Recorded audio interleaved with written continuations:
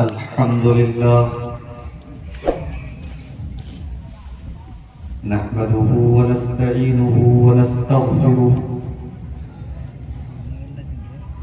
ونعوذ بالله من شرور أنفسنا ومن سيئات أعمالنا من يهده الله فلا مضل له ومن يضلل فلا هادي له وأشهد أن لا إله إلا الله وحده لا شريك له وأشهد أن محمدا عبده ورسوله يا أيها الذين آمنوا اتقوا الله حق تقاته ولا تموتن إلا وأنتم مسلمون يا أيها الناس اتقوا ربكم الذي خلقكم من نفس واحدة وخلق منها زوجها وبث منهما رجالا كثيرا ونساء واتقوا الله الذي تساءلون به والأرحام إن الله كان عليكم رقيبا يا أيها الذين آمنوا اتقوا الله وقولوا قولا سديدا يصلح لكم أعمالكم ويغفر لكم ذنوبكم ومن يطع الله ورسوله فقد فاز فوزا عظيما أما بعد فإن خير الحديث كتاب الله وخير الهدي هدي محمد صلى الله عليه وسلم وشر الأمور محدثاتها وكل محدثة بدعة وكل بدعة ضلالة وكل ضلالة في النار. أعوذ بالله من الشيطان الرجيم. بسم الله الرحمن الرحيم. وما نرسل بالآيات إلا تخويفا. صدر محترم، علماء کرام، محترم بزرگوں، نوجوان ساتھیوں، پردہ نشین ماں اور بہنوں، پیارے بچوں، یہ میرے لیے بڑی سعادت اور خوش نصیبی کی بات ہے کہ جامعہ انوار العلوم امیلوں کے سالانہ دستار بندی کے پروگرام میں آج میں آپ کے سامنے خطاب کرنے کے لیے حاضر ہوں. اس ادارے سے جو بچے اس سال فارغ ہو رہے ہیں، اللہ انہیں قوم و ملت کے حق میں مفید بنائے. آمین. اور جو سر پہ ان کے دستار رکھی گئی ہے، زندگی کی آخری سانس تک اس دستار کی قدر و قیمت کو، اس کی عظمت کو انہیں ہمیشہ اپنے پیش نظر رکھنے کی توفیق عطا فرمائے. میرے بھائی، ہوا کے اندر بڑی ٹھنڈک محسوس ہو رہی ہے. میرا اندازہ یہ تھا پروگرام عشاء کے فوراً بعد شروع ہوگا اور 10-10:30 بجے تک میں فری ہو جاؤں. یہاں تقریباً 11:15 بج رہے ہیں اور میں آپ کے سامنے بیٹھا ہوں. اور ارادہ ہے کہ کچھ باتیں اس وقت جو حالات ہم اور آپ دیکھ رہے ہیں، کئی ملکوں میں ہم نے لیٹسٹ ابھی دیکھے حالات، زلزلے کی شکل میں جو تباہی آئی ہے، مصیبت آئی ہے، جان و مال کا جو نقصان ہوا،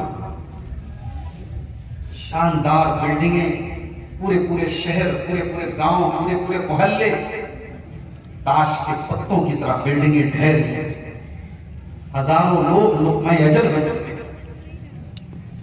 ان حالات میں ہماری اور آپ کی ذمہ داری کیا ہے؟ یہ زلزلے ہمیں اور آپ کو کیا سبق دیتے ہیں، اور یہ زلزلے کیوں آتے ہیں، اور ان زلزلوں کے پیچھے اللہ کی کیا حکمت ہے؟ میں چاہتا ہوں کہ آج اس پر ہم تھوڑی سی میرے بھائیوں، اللہ تبارک و تعالیٰ کی اس پوری کائنات میں ایک بیلنس ہے، توازن.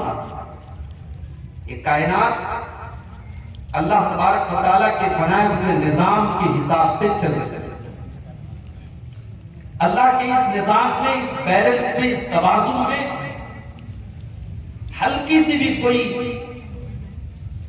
کوئی فرق اگر ہلکا سا بھی آتا ہے تو کائنات کا نظام درہم برہم. اب یہ زلزلہ کیا ہے؟ زلزلہ زمین کے اندر ایک ہلکی سی جنبش ہوتی ہے اور ہزاروں لاکھوں لوگوں کی تباہی کا ذریعہ بن جاتی ہے. گویا کہ زمین کا اسٹیبل ہونا، زمین کا ثابت ہونا، زمین کا جمع ہوا ہونا، یہ بھی اللہ کی بہت بڑی نشانی ہے، بہت بڑی نعمت ہے. اور قرآن میں اللہ نے اس نعمت کو بار بار ہمیں یاد دلایا. أَلَمْ نَجْعَلِ الْأَرْضَ مِهَادًا وَالْجِبَالَ أَوْتَادًا وَخَلَقْنَاكُمْ أَزْوَاجًا وَجَعَلْنَا نَوْمَكُمْ سُبَاتًا. قرآن کا 30واں پارہ ہے، سورہ نبا کی آیت میں اللہ فرماتا ہے أَلَمْ نَجْعَلِ الْأَرْضَ مِهَادًا، کیا ہم نے زمین کو بچھونا نہیں بنایا؟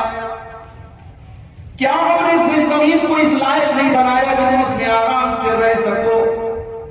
ہم نے زمین کو ایسا نہیں بنایا کہ تمہارا چلنا دوبر ہو جائے، تمہارا رہنا دوبر ہو جائے. ہم نے زمین کو تمہارے رہنے کے قابل بنایا. اور یہی بات اللہ نے قرآن کے 20ویں پارے میں فرمائی. أَمَّنْ جَعَلَ الْأَرْضَ قَرَارًا وَجَعَلَ خِلَالَهَا أَنْهَارًا وَجَعَلَ لَهَا رَوَاسِيَ وَجَعَلَ بَيْنَ الْبَحْرَيْنِ حَاجِزًا أَإِلَٰهٌ مَّعَ اللَّهِ. کون ہے جس نے زمین کو قرار کے لائق بنایا، رہنے کے لائق بنایا؟ اور کون ہے جس نے زمین کے اندر ندیوں کا سسٹم بنایا، دریاؤں کا نظام بنایا؟ اور کون وہ ذات ہے جس نے زمین کے اندر پہاڑوں کو بنایا اور پہاڑوں نے زمین کو تھام لیا، زمین کو اسٹیبل بنا دیا، زمین کو مضبوط بنا دیا، زمین کو جمع ہوا بنا دیا؟ الہ مع اللہ، کیا اللہ کے علاوہ بھی کوئی ذات ایسی ہے جو اس پورے کائنات کے سسٹم کو چلا رہی ہے؟ بل اکثرهم لا یعلمون. میرے بندو، تم میں سے تو اکثر لوگ اس اللہ کے مقام کو جانتے ہی نہیں، اس کی عظمت کو جانتے ہی نہیں. تو زمین کا ثابت ہونا، زمین کے اندر استقرار کا ہونا، زمین کے اندر ٹھہراؤ کا ہونا، یہ اللہ کی بہت بڑی ہے. اور یہ زلزلہ، یہ بھوکمپ، یہ ارتھکویک، یہ اسی زمین کے استقرار کا کچھ دیر کے ختم ہو جاتا ہے. زمین کے اندر جنبش کا اور زمین کے اندر حرکت کا ہونا، دیٹ از کالڈ زلزلہ، اسے کو ہم زلزلہ کہتے ہیں. اور قیامت کے پہلے یہ زلزلے بہت آئیں گے. یہ اللہ کے پیارے نبی کی پیشن گوئی ہے. صحیح بخاری کی حدیث ہے، اللہ کے پیارے نبی فرماتے ہیں لا تقوم الساعة حتى يقبض العلم. قیامت اس وقت تک نہیں آئے گی جب تک علم دنیا سے نہیں اٹھا لیا جائے. اللہ کا شکر ادا کیجیے. ابھی آپ کے سامنے یہ علماء بیٹھے ہیں، ان کمروں میں بیٹھ کر،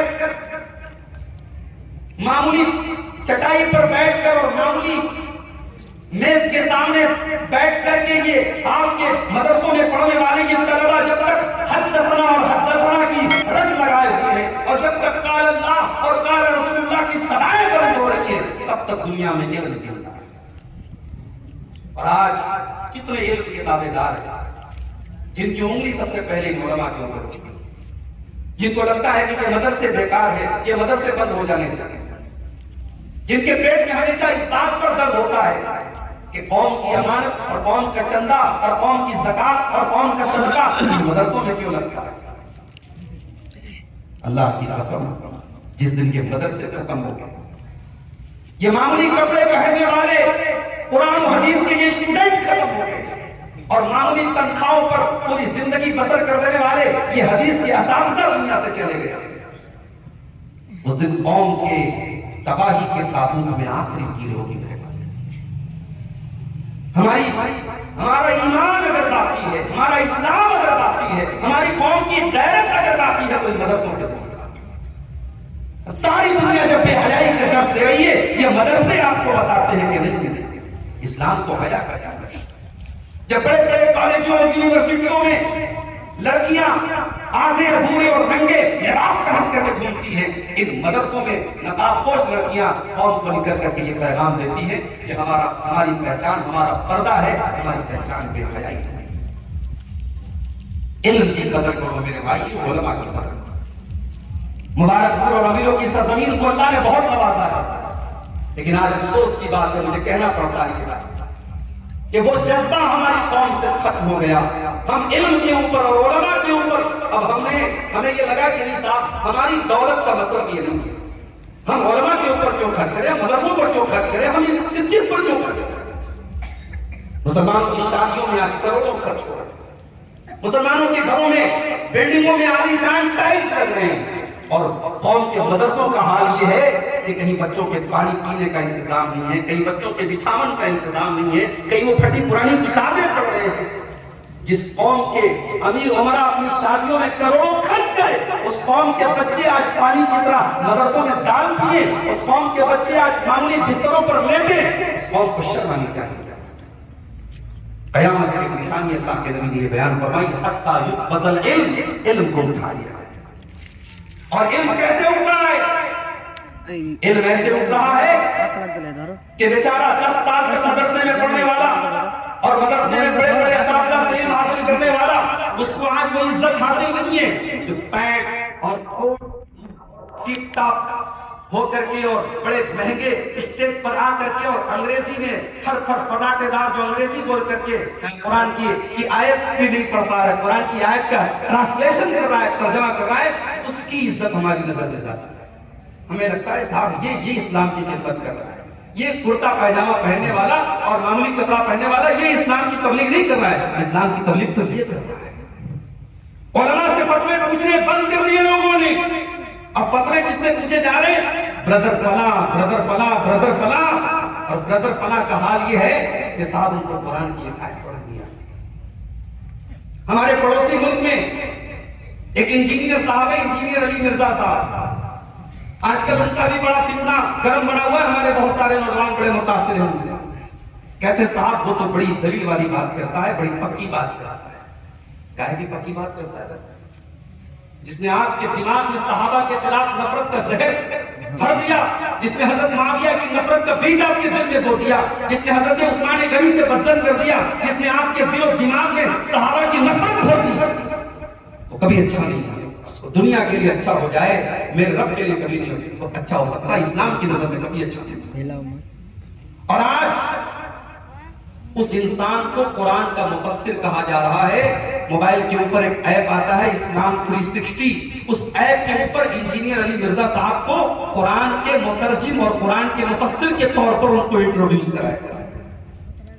اور اس مفسر کا عالم یہ ہے، اس کی جہالت کا حال یہ ہے. ہمارے مدرسے کے طلبہ بیٹھے سن کر کے ہنسی آئے گی، وہ قرآن کی آیت کا ترجمہ کرتا ہے، فَبِهُدَاهُ مُقْتَدِرْ فَبِهُدَاهُ مُقْتَدِرْ. اے نبی آپ اپنے سے پہلے کے نبیوں کے طریقے کی پیروی کیجیے. عربی زبان سیکھنے والا ایک معمولی سا طالب علم بھی جانتا ہے کہ یہاں فعل امر آیا ہے، یہاں اللہ کے پیارے نبی کو اقتدا کرنے کا حکم دیا گیا ہے. اور انجینئر علی مرزا صاحب اس آیت کا ترجمہ کرتے ہیں، اے نبی نے اپنے سے پہلے کے لوگوں کے طریقے کی پیروی کی. فعل امر کے سیگے کا ترجمہ وہ انسان فعل ماضی سے کر رہا ہے، جس کو عربی کی الف بے نہیں آتی، جس کو عربی کی ابتدائی چیز نہیں آتی، وہ آج قرآن کا مترجم بنا بیٹھا ہے. یہ ہے جہالت. ہر ایرا غیرہ نتو خیرہ فتویٰ دے رہا ہے، یہ ہے جہالت اور یہ قیامت کی نشانی ہے. صحیح بخاری کی 100 نمبر کی حدیث، اس کو ہمیشہ اپنے سامنے رکھا. صحیح بخاری کی 100 نمبر کی حدیث، ان اللہ لا يقبل العلم انتزاعا ينتزعه من العباد. اللہ تعالیٰ دنیا سے علم کو اچانک نہیں اٹھائے گا، ولكن يقبض العلم بقبض العلماء، بلکہ اللہ تعالیٰ دنیا سے علماء کو اٹھائے گا حتی اذا لم يبق عالما، اور یہاں تک کہ جب دنیا سے علماء ختم ہو جائیں گے. اتخذ الناس رؤوسا جہالا, لوگ جاہلوں کو اپنا سردار بنا لیں گے. جس کے پاس علم نہیں ہے, شیروانی بڑی شاندار ہے, ٹوپی بڑی شاندار ہے, حلیہ بڑا خوبصورت ہے, لیکن اس کے اندر برتن خالی ہے, اس کے اندر علم نام کی کوئی چیز نہیں ہے, وہ ایک نمبر کا جاہل ہے. اور لوگ اس کو مفتی بنا لیں گے, لوگ اس سے فتویٰ پوچھیں گے. فَسُئِلُوا فَأَفْتَوْا بِغَيْرِ عِلْمٍ فَضَلُّوا وَأَضَلُّوا. اور جب جاہلوں سے فتویٰ پوچھا جائے گا وہ غلط غلط فتوے دے کر کے خود بھی گمراہ ہوں گے اور دوسروں کو گمراہ کریں گے. تو یہ قیامت کی بہت بڑی نشانی ہے, علم اٹھا دیا. وَتَبْصُرَ الزَّلَازِلُ, اور قیامت کی دوسری نشانی اس حدیث میں اللہ کے نبی فرماتے ہیں کہ زلزلے بہت آئیں گے, زلزلے بہت آئیں گے. ابھی ترکی اور شام کے اندر جو زلزلہ آیا ہے, اتنا خطرناک زلزلہ ترکی اور شام کی تاریخ میں بہت زمانے کے بعد آیا ہے. ہندوستان میں ہلکے پھلکے زلزلے کے جھٹکے دلی کے آس پاس محسوس کیے جاتے ہیں, لوگ ڈر جاتے ہیں. لیکن اب دیکھیے زلزلے کثرت سے آ رہے ہیں اور ہم نہیں جانتے کہ اگلا نمبر کس ملک اور کس علاقے کا ہوگا. وَتَبْصُرُ الزَّلَازِلُ, قیامت کے پہلے زلزلے بہت زیادہ آئیں گے. وَتَظْهَرُ وَيَتَقَارَبُ الزَّمَانُ, اور زمانہ بہت قریب ہو جائے گا, ٹائم بہت جلدی سے گزرے گا. آج کل دیکھیے مہینہ تو ایسے جا رہا ہے جیسے ہفتے جا رہے ہیں, سال تو ایسے پلٹ رہا ہے جیسے مہینہ پلٹ رہا ہے. وقت کتنی تیزی سے بھاگ رہا ہے. ایسا تو نہیں کہ پہلے 24 دن بھر میں 24 گھنٹے ہوتے تھے, اب 18 گھنٹے بچے, ابھی 24 ہی گھنٹے. بھائی ابھی سال میں 12 مہینے, لیکن ٹائم کی برکت ختم ہوگی.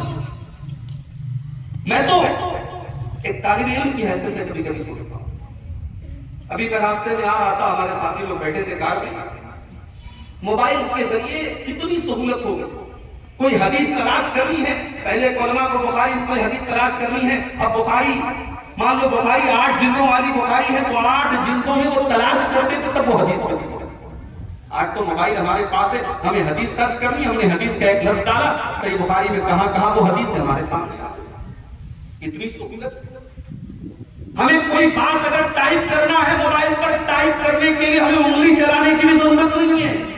ہم نے موبائل کے اوپر بول کر کے ہم نے کہہ دیا السلام علیکم ورحمۃ اللہ, الحمدللہ رب العالمین والصلاۃ والسلام علی سید المرسلین. عربی میں, اردو میں, انگلش میں, جس زبان میں آپ چاہیں آپ وائس ٹائپنگ کر کے بول دیں, جو بولیں گے وہ ٹائپنگ کریں. اتنی سہولت ہوگی. مگر اس کے باوجود ہمارے پاس کی برکت ختم ہو گئی. اسی مبارک پور کی سرزمین پر کسی نے بیٹھ کر کے قرات لکھی تھی, کسی نے بیٹھ کر کے تحفۃ الحفظی لکھی تھی. جس دور میں انٹرنیٹ نہیں تھا, جس دور میں سوشل میڈیا نہیں تھا, جس دور میں کوئی ترقی نہیں تھی, اس دور میں اللہ والوں نے, ان علماء نے, اللہ ان کی قبروں کو نور سے بھر دے, اللہ ان کے اس عمل کو ان کے لیے ذخیرہ آخرت بنائے. انہوں نے امت کے کتنا بڑا سرمایہ دے دیا. آج بھی عرب دنیا میں اتھارٹی کی حیثیت حاصل ہے. مشکات کی شرح کی بات آتی ہے, اپنے تو اپنے غیر مسلک کے علماء نے, بہت بڑا نام ہے ہمارے حنفی مسلک میں علامہ حبیب الرحمن العظمی جو مئو کی سرزمین کے تھے, انہوں نے لکھا کہ مشکات اگر کبھی میں پڑھاتا ہوں تو پہلے قرات میں میں میراث المفاتیح کو دیکھتا ہوں, علامہ عبید اللہ مبارک پوری کی شرح کو دیکھتا ہوں. اس سے بہترین میری نظر میں کوئی شرح نہیں. آج بھی سنن ترمذی کی شروحات کی جب بات آتی ہے تو تحفۃ الحفظی کو 1 نمبر پر رکھا ہے. ان کے کام میں برکت تھی میرے بھائی, ان کے علم میں برکت تھی, ان کے ٹائم میں برکت تھی. آج ہمارے یہ طلبا بیٹھے ہیں, میں بڑی معذرت کے ساتھ اپنے طلبا سے کہنا چاہوں گا, جاؤ رات میں بیٹھ کر کے سوچنا کہ تمہارے 24 گھنٹوں میں فیس بک تمہارا کتنا ٹائم لے رہا ہے, تمہارا واٹس ایپ کتنا ٹائم لے رہا ہے, یوٹیوب پر بیٹھ کر کے فضول چیزیں دیکھنے میں تم کتنا ٹائم گزار رہے ہو, انسٹاگرام اور فیس بک ریلز پر آپ کا کتنا وقت ضائع ہو رہا ہے. کبھی سوچنا اور غور کرنا کہ ہمارے وقت کی برکت کرنا چاہیے. وَيَتَقَارَبَ الزَّمَانُ, زمانہ بہت قریب ہو جائے گا, وقت بہت تیزی سے گزرنے لگے گا. وَتَظْهَرُ الْفِتَنُ, اور بہت زیادہ فتنے ظاہر ہوں گے. اب اس سے بڑا فتنہ کیا ہو سکتا ہے میرے بھائی کہ مسلمانوں کی لڑکیاں آج غیروں کے ساتھ فرار ہو رہی ہیں. لڑکی کا نام ہے صوفیہ پروین, اس کی شادی ہو رہی ہے منوکھر کے ساتھ. ابھی جے پور کا معاملہ سامنے آیا ہے. مسلمان لڑکی کی شادی غیر مسلم لڑکے کے ساتھ ہندو ریتی رواج سے ہو رہی ہے. اور یہ ایک واقعہ نہیں, ہندوستان میں ہر ہفتے نہیں ہر دن اس طریقے کے واقعات ہمارے سامنے آ رہے ہیں. اس سے بڑا فتنہ کیا ہو سکتا ہے کہ مسلمان اپنے ایمان کو چھوڑ کر مرتد ہو جائے. اللہ کے پیارے نبی نے فرمایا تھا بادروا بالاعمال فتنا کتب الیہ المسلم. بولو تم نیکی کے کام میں جلدی کرو, بہت بڑے بڑے فتنے آنے والے ہیں. اتنے زیادہ فتنے آئیں گے جیسے اندھیری رات میں کچھ نظر نہ آتا ہو. اتنے فتنے نظر آئیں گے کہ تمہیں روشنی نظر نہیں آئے گی. یصبح الرجل مؤمنا ویمسی کافرا ویمسی مؤمنا ویصبح کافرا. صبح کو ایک انسان مسلمان ہوگا اور شام ہوتے ہوتے کافر ہو جائے گا. شام کو مسلمان ہوگا اور صبح ہوتے ہوتے وہ کافر ہو جائے گا. یبیع دینہ بعرض من الدنیا. وہ دنیا کے چند ٹکے کے بدلے اپنے دین کا سودا کر لے گا, اپنے ایمان کا سودا کر لے گا. بولو آج یہ فتنوں کا دور ہے. آج مسلمان نوجوان اپنے دین سے دور ہے, مسلمان نوجوان لڑکیاں اپنے دین سے دور ہو رہی ہیں. اللہ کے نبی نے فرمایا فتنے بہت زیادہ ظاہر ہیں. اس کے بعد آپ نے فرمایا وَيَكْثُرَ الْحَرْجُ, اور خون خرابہ بہت زیادہ ہوگا. ابھی بنارس کی وہ نیوز آپ نے سنی ہوگی, ہمارے علاقے کا ایک معصوم بچہ گھر سے نکل رہا ہے اور لاپتہ ہو جاتا ہے. ایک دن کے بعد اس کے محلے سے کچھ دوری پر اس کی ڈیڈ باڈی اور اس کی لاش کے ٹکڑے کوڑے کھانے کے پاس ملتے ہیں. جب سی سی ٹی وی کیمرہ کی ریکارڈنگ کو کھنگالا جاتا ہے, قاتل پکڑا جاتا ہے اور جیل میں پہنچنے کے بعد وہ قاتل کہتا ہے کہ یہ بچہ مجھے چھیڑا کرتا تھا, یہ میرا مذاق اڑایا کرتا تھا, اس لیے میں نے اس کو قتل کر دیا.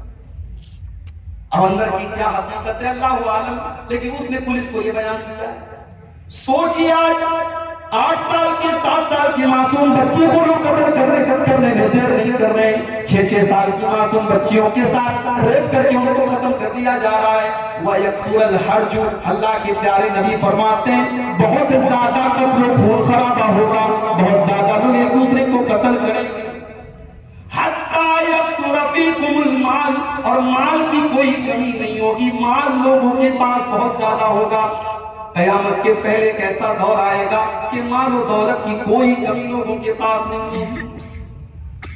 تو یہ زلزلے یہ بھی قیامت کی نشانی ہے. آج تو ویڈیوز آ رہے ہیں ترکی کے, لوگ ہوٹلوں میں بیٹھ کر آرام سے کھانا کھا رہے ہیں اور اچانک زلزلہ آ رہا ہے. کوئی ٹیبل کے نیچے جا کے چھپ رہا ہے, کوئی اپنی بلڈنگ سے بھاگ رہا ہے. اس کو اس بات کی کوئی پرواہ نہیں کہ میرے گھر میں میری بیوی موجود ہے, میرا بھائی موجود ہے, میرا باپ موجود ہے, میرا لاکھوں کروڑوں کا پیسہ موجود ہے, میرے بینک میں میرے اماؤنٹ کا کیا ہوگا. وہاں تو بس ایک ہی فکر ہے کہ کیسے میری جان بچ جائے. لوگ اپنے گھروں کو چھوڑ کے بھاگ رہے ہیں, لوگ اپنے بچوں کو چھوڑ کے بھاگ رہے ہیں. سوچو میرے بھائیوں, جب ایک ہلکے سے زلزلے کا یہ عالم ہے جو ترکی اور سیریا اور لبنان کے کچھ علاقوں میں آیا ہے, جب اس ہلکے سے زلزلے کا یہ عالم ہے تو سوچو اس زلزلے کا کیا عالم ہوگا جو صرف ترکی کے اندر تو نہیں آئے گا, جو صرف سیریا کے اندر تو نہیں آئے گا. اذا زلزلت الارض زلزالها واخرجت الارض اثقالها وقال الانسان ما لها. جب پوری روئے زمین کے اوپر زلزلہ طاری ہو جائے گا, جب پوری زمین کو ہلا دیا جائے گا اور زمین اپنے سارے کے سارے بوجھ نکال دے گی اور انسان کہے گا اس زمین کو کیا ہو گیا ہے. یومئذ تحدث اخبارها, اس دن یہ زمین کہے گی اور یہ زمین بتائے گی, یا ملوں کی سرزمین بھی بتائے گی کہ اس دھرتی پر تم نے کون کون سے کام کیے تھے. اچھے کاموں کی بھی گواہی دے گی اور برے کاموں کی بھی گواہی دے گی. زمین گواہی دے گی, زمین بولے گی. سوچو میرے بھائیوں, زلزلے کا عالم تھا. یہ جو زلزلہ آیا اس میں تو 50,000 لوگوں کے مرنے کی خبریں آ رہی ہیں. اس میں تو 50,000 یا لاکھ لوگوں کے مرنے کی خبر آ رہی ہے, اور اس میں بھی حالت یہ ہے کہ لوگوں کا چہرہ, لوگوں کے چہرے پر اتنا خوف طاری ہے جو دیکھا نہیں جاتا ہے. وہ لوگوں کبھی قرآن اٹھاؤ اور قیامت کے دن کے زلزلے کا جو نقشہ اللہ نے کھینچا ہے اس نقشے کو آپ قرآن کے اندر دیکھو. سورہ حج میں اللہ نے فرمایا یا ایھا الناس اتقوا ربکم ان زلزلۃ الساعۃ شیء عظیم یوم ترونها تذهل كل مرضعۃ عما ارضعت وتضع كل ذات حمل حملها وترى الناس سکارى وما هم بسکارى ولكن عذاب اللہ شدید. وہ لوگوں قیامت کے دن کا زلزلہ بڑا خطرناک ہوگا. وہ لوگوں اپنے رب سے ڈرو, اپنے پروردگار سے ڈرو. قیامت کے دن کا زلزلہ بڑا خطرناک ہوگا. اس دن تو دیکھو گے کہ دودھ پلانے والی ماں کو بھی اپنے بچے کا ہوش نہیں ہوگا. دنیا میں ماں سے زیادہ بچے, اتنی محبت ماں بچے سے بڑھتی ہے. ٹھنڈ لگ رہی ہے مفل کر رہا ہوں. اور بچہ اگر شیرخوار ہو, دودھ پیتا بچہ ہو, ماں کو جتنی بھی گہری نیند آ رہی ہو, اگر بچہ رات میں اڑ گیا اور بچہ رو رہا ہے, ماں اپنا آرام تیاب دے گی اور بچے کو پہلے دودھ پلائے گی, تب اس کو چین ہو جائے گی. یہ محبت ہوتی ہے ماں اور بچے.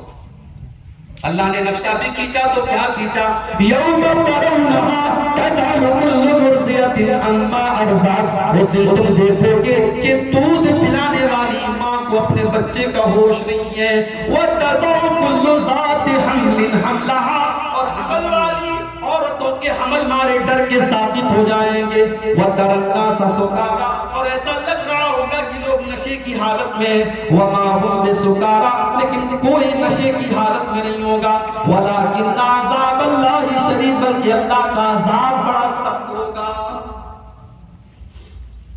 اس چھوٹے سے زلزلے میں ہم نے دیکھا باپ کو بیٹے کی فکر نہیں ہے. باپ بھاگ رہا ہے اپنی جان بچانے کے لیے. زندگی بھر ساتھ دینے کا وعدہ کرنے والی بیوی کو اپنے شوہر کی فکر نہیں ہے.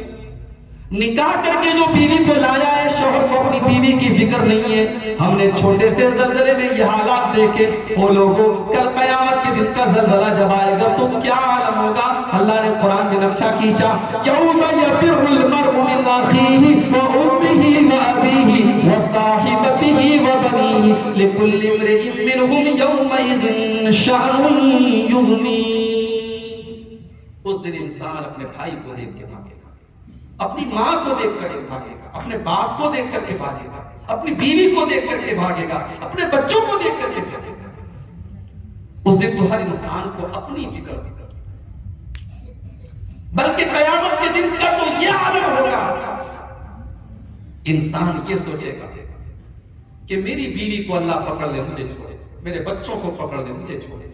یود المجرم لو یفتدی من عذاب یومئذ ببنیہ وصاحبتہ واخیہ وفصیلتہ التی تؤویہ ومن فی الارض جمیعا ثم ینجیہ.